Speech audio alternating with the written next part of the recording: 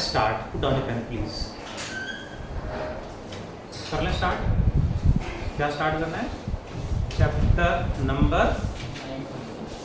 9 class. Chapter का नाम chapter 10 है, 9 है. चैप्टर नंबर में ही झगड़ा हो रहा है अभी. Chapter number 9 11 class. चैप्टर का नाम फ्लूइड्स. में आज हम पढ़ेंगे equation of continuity and Bernoulli's theorem, Bernoulli's principle. पढ़ें अंश. Let us start with equation of continuity.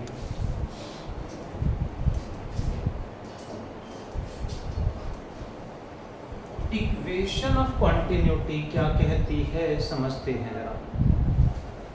Let there is a pipe like this.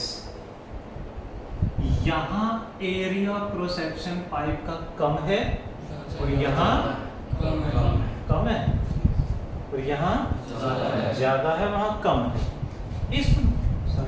इसमें लिक्विड ऐसे फ्लो कर रहा है. यहाँ लिक्विड इज कमिंग आउट, यहाँ लिक्विड इज एंटरिंग. यहाँ एरिया ऑफ क्रॉस सेक्शन क्या मान ले इसका A1 और यहाँ area of cross section A2. यहाँ वेलोसिटी V1, यहाँ वेलोसिटी V2. तो क्वेश्चन है ज्यादा लिक्विड कहाँ होगा, एंटरिंग या लिविंग? हाँ जी, लिक्विड ज्यादा कहाँ एंटर ज्यादा करेगा, लीव ज्यादा करेगा? ये हमें बताती है इक्वेशन ऑफ कंटिन्यूटी. क्या होना चाहिए? एंटर ज्यादा करेगा या लीव ज्यादा करेगा? एंटर ज्यादा करेगा क्योंकि अंदर कहीं स्टोर होता जा रहा है. स्टोरेज की जगह अंदर, जैसे यहां से एंटर ज्यादा कर रहा है, लीव कम कर रहा है, तो अंदर बढ़ता जाएगा. अंदर कहाँ स्टोर हो रहा है? जगह है कहीं अंदर स्टोर करने की? नहीं. फिर अंदर ज्यादा आ रहा है, लीव कम कर रहा है, इसका मतलब तो अंदर स्टोर होना चाहिए. नहीं, स्टोर की जगह तो है ही नहीं, स्टोर करने की जगह. तो इसका मतलब ज्यादा एंटर करना चाहिए, ज्यादा लीव करना चाहिए. ज्यादा लीव करेगा, आ कम रहा है, जा ज्यादा रहा है, यानी अंदर से प्रोड्यूस हो रहा है. 10 लीटर पर सेकंड एंटर कर रहा है और 20 लीटर पर सेकंड लीव कर रहा है. ऐसा कैसे? वो एक्स्ट्रा 10 लीटर अंदर से प्रोड्यूस हो रहा है. नहीं ना. तो कौन सा ज्यादा है, एंटरिंग या लीविंग? दोनों इक्वल हैं. जितना लिक्विड पर सेकंड एंटर करेगा उतना ही लिक्विड पर सेकंड लीव करेगा.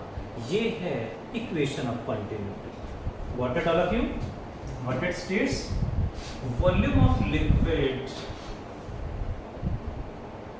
वॉल्यूम ऑफ लिक्विड एंटरिंग पर second must be equal to volume of liquid leaving per second. जितना पर सेकंड एंटर करेगा उतना ही पर सेकंड लीव करेगा, क्योंकि अंदर ना तो कहीं स्टोरेज है, स्टोर हो रहा है, ना ही अंदर प्रोड्यूस हो रहा है. तो कम ज्यादा हो ही नहीं सकता. 10 लीटर पर सेकंड एंटर कर रहे हैं तो 10 लीटर पर सेकंड ही लीव करेगा. Is that clear? चलो आगे. कौन सा ज्यादा होगा, एंटर या लीव? इक्वल होगा. इसका मतलब है volume per second must be constant. Volume per second constant रहेगा. वॉल्यूम क्या होता है? पाइप कैसा होता है? सिलेंडर. सिलेंडर का वॉल्यूम का फॉर्मूला पाई आर स्क्वायर, यानी एरिया इनटू हाइट यानी distance covered by the liquid, that is let me take x, pi r square x per second. per second and divided by time is always constant. What is distance upon time, Tanya? Soumya? Distance upon time is speed, velocity. Area into velocity is what? Constant. तो velocity equal to क्या लिख दूं? Constant minus area upon area. Upon area. And constant को हटा दूं तो constant को हटा दे तो प्रोपोर्शनलिटी साइन आ जाएगा यहाँ पे. Velocity is inversely proportional to area. इसका मतलब क्या है शांति? जहां एरिया ज्यादा होगा वहां वेलोसिटी कम होगी, जहाँ एरिया कम वहां वेलोसिटी, यानी यहाँ एरिया ज्यादा है तो वेलोसिटी कम है, यहाँ एरिया कम है तो वेलोसिटी ज्यादा है. बट एरिया इनटू वेलोसिटी यानी वॉल्यूम पर सेकंड कांस्टेंट है. लिक्विड जितना एंटर कर रहा है उतना ही लीव कर रहा है. एरिया चेंज होने से वेलोसिटी चेंज हो गई. यही हम अक्सर देखते हैं डेली लाइफ में while watering the plants. Hope so आप सब थोड़ा बहुत तो वाटरिंग प्लांट्स में करते होंगे, फ्लावर पॉट्स वगैरह में डालते होंगे पाइप से. तो अब कई बार देखते हैं कि पाइप में से वाटर आ रहा है, टैप में लगा दिया हमने, उसको हल्का सा आगे से प्रेस कर देते हैं. पाइप को जो ओपनिंग उसको आगे से हल्का सा दबा देंगे तो क्या होता है? एरिया दबा आगे से हल्का सा प्रेस कर दिया मतलब एरिया कम हो गया तो वेलोसिटी बढ़ जाती है, यानी वाटर दूर जाके गिरता है. यानी पाइप छोटा रह गया और कोई पौधा दूर है तो वहीं से ऐसे हल्का सा दबा के कर देते हैं. That is due to what? Equation of continuity. Clear है? Have you daily watering the plants और नो? प्लांटिंग ही रखे हुए हैं तो पानी तो डालते हो इसमें? नहीं, कुछ काम नहीं करते? हम भी करते हो तो बहुत अच्छी बात है. प्लांट्स मेंटेन करने से उगाना से बहुत आसान है. मोस्टली जो है ना शौक में बहुत सारे पौधे लगा लेते हैं, फिर वो सुखा देते हैं, पानी डालते नहीं. तो मेंटेन करना इज क्वाइट डिफिकल्ट, वो उस पर ज़्यादा ध्यान देना चाहिए. मैं टॉपिक पे आता हूँ. वॉल्यूम पर सेकेंड रिमेन्स कांस्टेंट या फिर area into velocity is constant. ध्यान रहेगा. इसी को हम ऐसे भी लिख सकते हैं, mass of liquid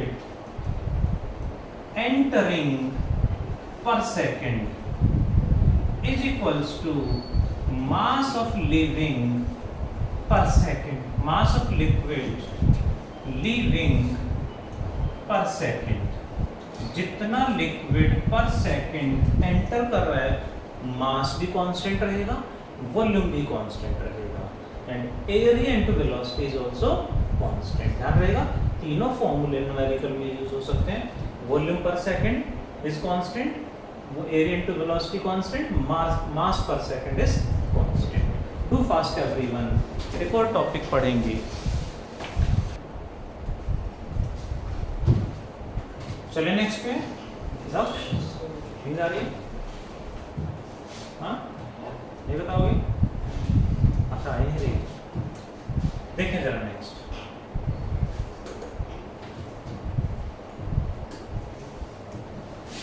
equation of continuity के बाद नेक्स्ट इज बर्नौलीज थ्योरम. सिर्फ बर्नौलीज प्रिंसिपल भी कह देते हैं. एक ही बात. What it states? Most important topic of the chapter 9. 100% आएगा from the Bernoulli's theorem. Derivation आए या न्यूमेरिकल आएगा 100%. तो ध्यान से समझेंगे. Bernoulli's theorem states what? It states that for the streamline flow, you know streamline flow, last class में पढ़ा था हमने. For the streamline flow of an ideal liquid, for the streamline flow of an ideal liquid, total energy पर second, total energy per second remains constant at every point. Total energy per second remains constant at every point. मतलब क्या है इसका, समझते हैं जरा। हमने कहा for the streamline flow, streamline flow means very smooth flow, या फिर जिसका रेनॉल्ड नंबर 1000 से कम है, ये लास्ट क्लास में पढ़ा था हमने। वेरी स्मूथ फ्लो या फिर रेनॉल्ड नंबर की वैल्यू 1000 से कम है तो वो फ्लो स्ट्रीमलाइन होगा ऑफ एन आइडियल लिक्विड। अब क्वेश्चन आया, ये आइडियल लिक्विड क्या है? वैसे तो जनरली आइडियल कभी भी कोई पूछता है मेरे से तो मैं कह देता हूँ दैट विच डजंट एग्जिस्ट, है ना। आइडियल मतलब आइडियल किसको बोलते हैं? जो होता नहीं है। क्या होता है आइडियल? कोई आइडियल थिंग, आइडियल पर्सन होते हैं ऐसा में होते हैं। सो में आइडियल पर्सनैलिटी, तो कौन आइडियल? तो वैसे तो आइडियल एक हाइपोथेटिकल सिचुएशन होती है जो इमेजिन कर लेते हैं to explain daily life activities. तो यहाँ आइडियल का मतलब क्या है? जैसे आइडियल गैस नाम सुना है, आइडियल गैस, हाँ, तो मतलब वो हाइपोथेटिकल इमेजिन करी गई है। ऐसे ही आइडियल लिक्विड का मतलब है परफेक्टली नॉन विस्कस, मतलब जिसमें विस्कस फोर्स ना हो, जनरली ऐसा नहीं होता।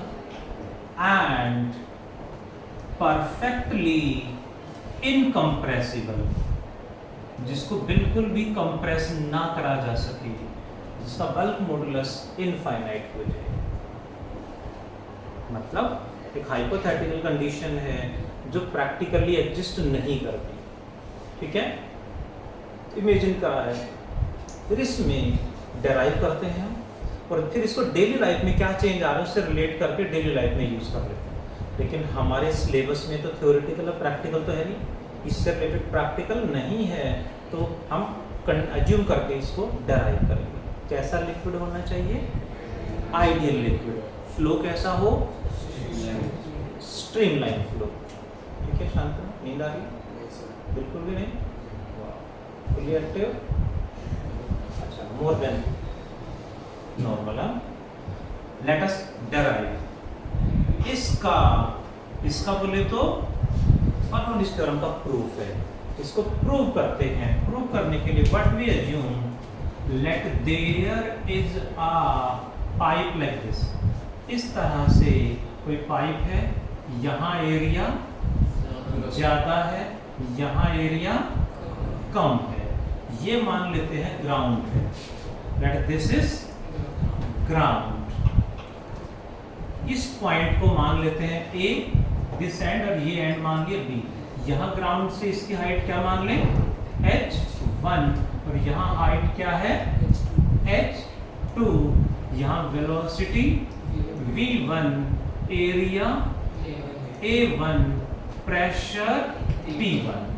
यहाँ velocity v2, area a2 and pressure p2 मान लेते हैं। क्लियरली कहाँ प्रेशर ज्यादा होगा? लिक्विड इधर जा रहा है तो obviously P1 is greater than P2 because every liquid, every gas flow from high pressure to low pressure. Automatically अपने आप ही high pressure to low pressure flow करना स्टार्ट कर देती है। ये बर्नौलीज थ्योरेटिक एप्लीकेशन भी हम आगे डिस्कस करेंगे। जैसे विंड ब्लो करती है, आंधी तूफान आते हैं, एक जगह पे प्रेशर ज्यादा है, दूसरी जगह पे काफी दूर लो प्रेशर यदि क्रिएट हो जाए तो high pressure to low pressure wind blow करती है, एयर ब्लो करती है। जितना प्रेशर का डिफरेंस ज्यादा उतनी स्पीड ज्यादा होगी। कहीं बहुत ज्यादा प्रेशर का डिफरेंस क्रिएट हो जाता है तो वहां एयर की स्पीड बहुत ज्यादा बढ़ जाती है, जिसे हम विंड, स्ट्रॉन्ग विंड या थंडरस्टॉर्म कह देते हैं। सुना है ना नाम? वो इसी की वजह से होता है। Everything flows from low to high, high to लो।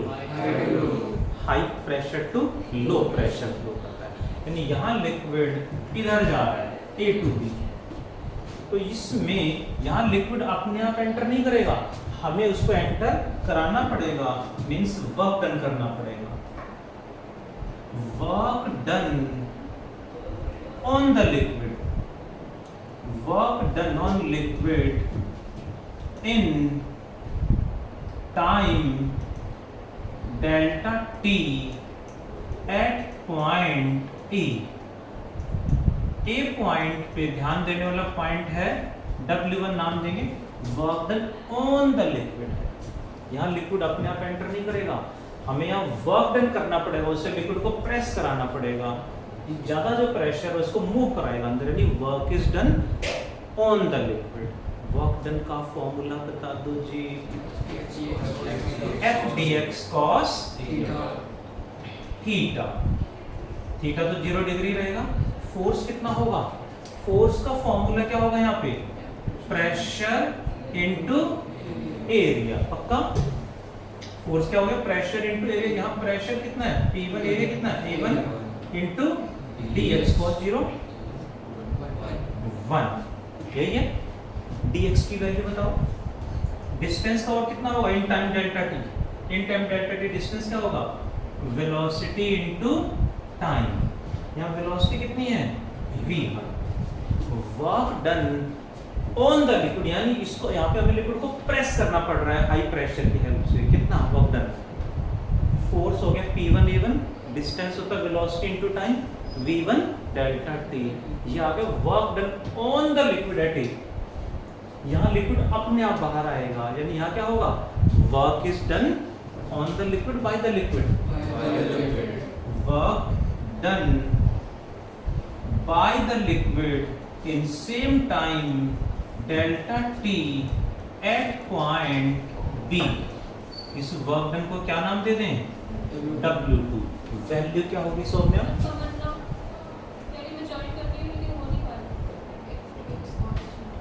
आगे बताओ।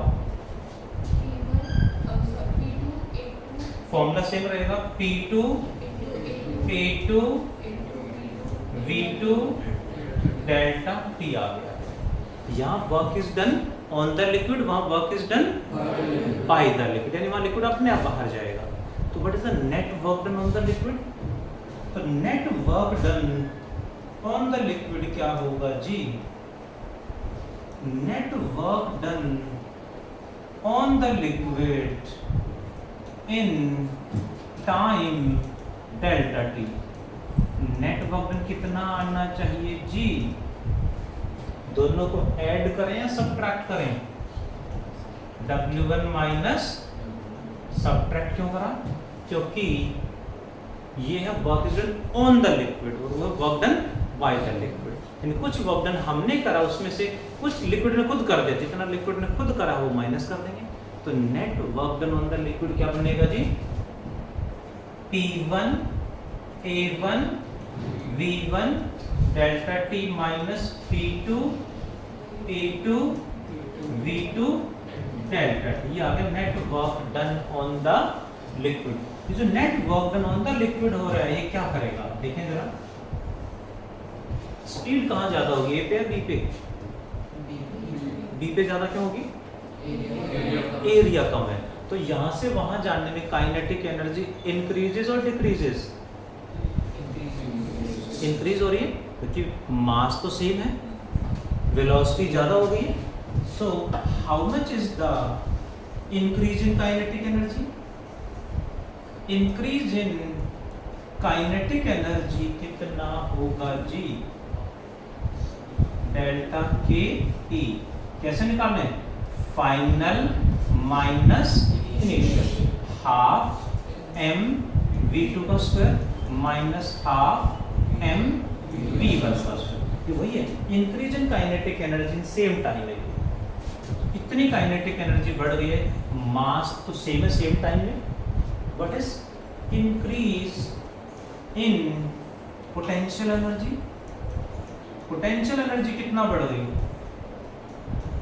यहाँ पोटेंशियल एनर्जी कितनी है mgh1, वहां कितना बढ़ गई mgh2 final minus mgh1 initial. Got it? जितना भी net work done on liquid हुआ है वही इनको बढ़ा रहा है। जो काइनेटिक एनर्जी इंक्रीज हुई है वो इसी ने इंक्रीज की है, जो पोटेंशियल एनर्जी इंक्रीज हुई है वो भी इसी ने इंक्रीज की है।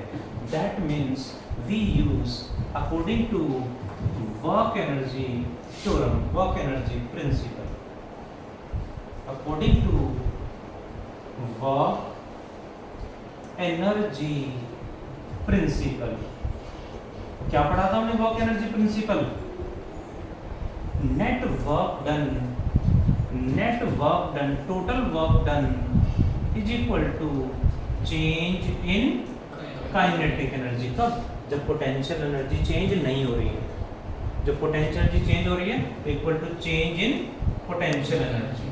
दोनों चेंज हो रही है तो net work done is equal to change in kinetic energy plus change in potential energy, दोनों के इक्वल होगा।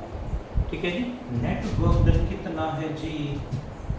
T1 A1 V1 delta T minus P2 A2 V2 delta T equals to half m V2 का square minus half m V1 का square plus अंश आगे क्या लिखूं?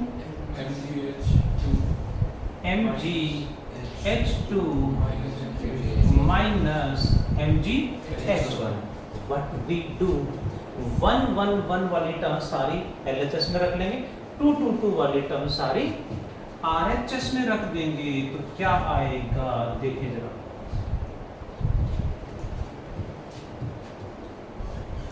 P1 A1 V1 delta T नैतिक आगे क्या लिखूं?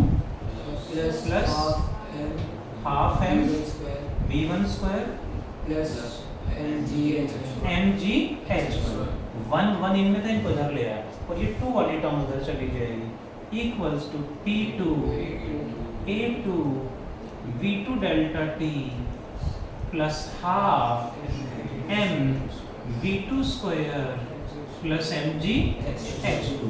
What does it mean? इन तीनों का सम at this point is equal to, इन तीनों का सम at this point is equal to, इन तीनों का सम at this point is equal to, इन तीनों का सम at this point is equal to तीनों का सम at every point। यानी तीनों का सम at every point remains same।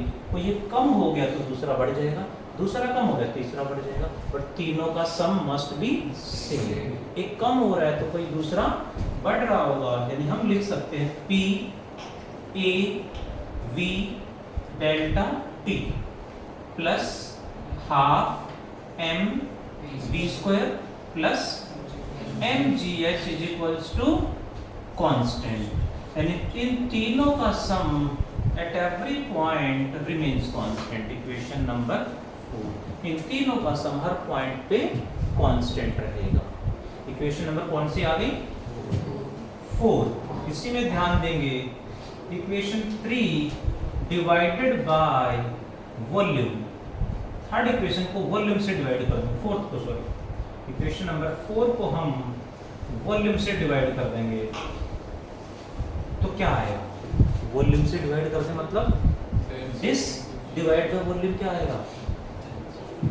P A V delta T upon volume plus half m V square upon volume plus mgh upon volume equals to constant upon volume again constant. ठीक है ना?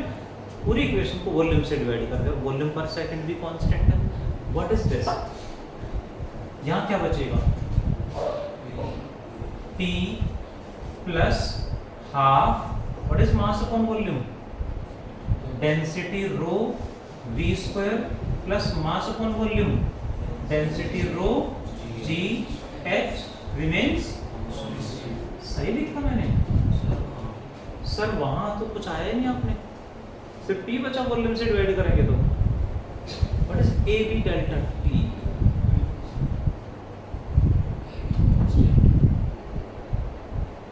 AB T क्या होगा जी? अच्छा, ए V delta T की unit बता दो।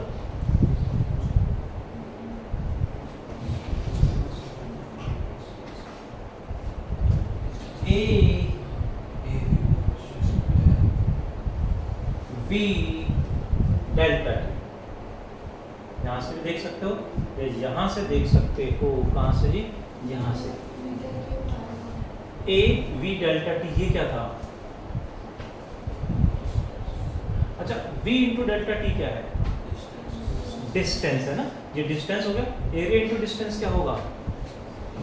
Area into distance, area into distance क्या था? वॉल्यूम अपॉन टाइम, यानी एरिया इंटू डिस्टेंस क्या होता है? वॉल्यूम। यानी ए वी डेल्टा टी पूरा का पूरा वॉल्यूम है, इससे ये कट जाएगा। Area into velocity into time is equal to volume. याद रहेगा, A V delta T is volume. कट गया तो इक्वेशन क्या बन गई? P plus half rho v square plus rho g remains constant. Equation number 5 derive करना आता है तो इतना डेराइव करना पड़ेगा यहाँ तक। न्यूमेरिकल आता है तो उसमें ये फॉर्मूला डायरेक्टली अप्लाई कर सकते हैं। एडिशनल पॉइंट है, for horizontal pipe, horizontal pipe में क्या चेंज आएगा जी? पाइप ऐसे ना होके हॉरिजॉन्टल होता तो कौन सी टर्म हट जाएगी? पोटेंशियल एनर्जी चेंज नहीं होगी ना, यहाँ की हाइट और यहाँ की हाइट सेम हो जाएगी। जब पाइप हॉरिजॉन्टल होगा तो जितनी हाइट यहाँ की उतनी हाइट यहाँ की, तो ये वाली जो टर्म है mgh2 माइनस mgh1 जीरो हो जाएगा, क्योंकि दोनों हाइट सेम हो गई। कब? जब पाइप हॉरिजॉन्टल है तो हाइट वाली टर्म हट जाएगी। क्या बचेगा Saumya? P plus half rho v square remains constant. पक्का याद रहेगा। हॉरिजॉन्टल पाइप है तो ये फॉर्मूला लगाना है, कोई और सिचुएशन है तो ये फॉर्मूला लगेगा। ये फॉर्मूला बर्नौलीज थ्योरम का कंक्लूजन है, एवरीवेयर ये हॉरिजॉन्टल पाइप के लिए है। यानी इसमें देखें तो डेंसिटी तो कांस्टेंट रहेगी, कहीं प्रेशर ज्यादा हुआ तो वेलोसिटी कम हो जाएगी, प्रेशर कम हुआ तो वेलोसिटी बढ़ जाएगी, बट इसका और इसका sum remains constant. Do fast everyone. देखें जरा, इसमें एक टर्म और ऐड कर दें। Listening, general formula for Bernoulli's theorem, this is for horizontal flow for horizontal pipe. इसी में if equation 5 divided by rho g, equation number 5 को हम रो इंटू जी से डिवाइड कर दें तो क्या आएगा? रो जी से डिवाइड करेंगे तो यहाँ P बाई रो जी, यहाँ रो कट जाएगा, यहाँ रो जी दोनों ही कैंसिल हो जाएंगे। We got P by rho g divide में आ जाएगा plus half V square by G plus H remains constant. Equation number let me take 7 में ध्यान दें, P बाई रो जी को नाम दिया जाता है, ये कई बार वर्ड यूज कर लेते हैं, it is named pressure head. ये वैसे तो इंडस्ट्रियल टर्म्स हैं, डेली लाइफ में यूज नहीं होती, इंडस्ट्रियल पर्पज के लिए इंडस्ट्री में यूज होती है, ठीक है, लेकिन नाम हमें पता होना चाहिए। V स्क्वायर बाई 2g को बोलेंगे वेलोसिटी हेड एंड h को क्या बोलें? हाइट नहीं, इसको ग्रेविटेशनल हेड कहते हैं। इस पे बेस्ड एनसीईआरटी में क्वेश्चन भी है। In a flow through a pipe gravitational head is 20 centimeter. What is the height at which liquid is flowing? Gravitational head 20 centimeter है, तो कितनी हाइट पे लिक्विड फ्लो कर रहा है? 20 सेंटीमीटर। यानी हाइट को ही ग्रेविटेशनल हेड नाम दिया जाता है। ये वर्ड पता होना चाहिए, ध्यान रहना चाहिए। वन मोर थिंग, यहाँ हमें जब डेराइव करा तो हमारे पास ये वाला फॉर्मूला आया है इसमें हाफ mv² क्या है? Kinetic energy mgh। उसी तरह से PAV डेल्टा T को अक्सर ये नाम दे देते हैं प्रेशर एनर्जी। सो हमें पता होना चाहिए what is pressure energy. PAV delta T, ध्यान रहेगा। एक न्यू टर्म है हमारे लिए प्रेशर एनर्जी। डेरिवेशन आता है तो डायग्राम, स्टेटमेंट एंड दो तीन स्टेप्स हैं। यहाँ क्या करना है? Work done on the liquid P1 A1 B1 delta T, वहाँ work done by the liquid कितना? P2 A2 V2 delta T। Net work done on the liquid दोनों को माइनस कर देना। Increase in kinetic energy, increase in potential energy, work energy theorem के according net work done on the liquid equal to delta K plus delta U। Solve करना है बस, ज़्यादा difficult नहीं, बट क्वेश्चन 100% आएगा। डेरिवेशन आए या न्यूमेरिकल आएगा पक्का। इसी पे बेस्ड जैसे मैंने क्वेश्चन कहा तो वहाँ एरोप्लेन इज फ्लाइंग, एरोप्लेन कैसे फ्लाई कर रहा? हॉरिजॉन्टली ऐसे फ्लाई करता है जनरली, टेक ऑफ या लैंडिंग का बात अलग है, बट फ्लाई कर रहा है तो कैसे करता है? हॉरिजॉन्टल। तो वहाँ कौन सा फॉर्मूला लगेगा? P प्लस हाफ रो V² वाला फॉर्मूला लगेगा। क्या लगाएंगे? P1 plus half rho V1 का square equal to P2 plus half rho V2 का स्क्वायर। क्वेश्चन नंबर कौन सा था? 5015 जी। P1 plus half rho V1 का स्क्वायर कहाँ लगा देंगे? बिलो द प्लेन, ऐसा ही कुछ है ना, एरोप्लेन है, below the plane equals to P2 plus half rho V2 का स्क्वायर अबव द प्लेन या above the wings. That is question में डेंसिटी गिवन है, below and above velocity given है। क्या निकालना है? P1 माइनस P2 निकाल देना है। कर देंगे सॉल्व। तो फोर्स कितना लगेगा? Pressure into area. प्रेशर हमने निकाल दिया P1 माइनस P2 और एरिया से मल्टीप्लाई कर दो, एरिया भी गिवन है, area of the wings. You got the answer in newton. बाकी डिटेल में आज हमने बर्नौलीज थ्योरम को इंट्रोड्यूस करा है। नेक्स्ट क्लास में डिटेल में applications of Bernoulli's theorem explain करेंगे, डिस्कस करेंगे। ठीक है जी, let us pack up the class. Note down करें जल्दी से। Thank you, bye, take care.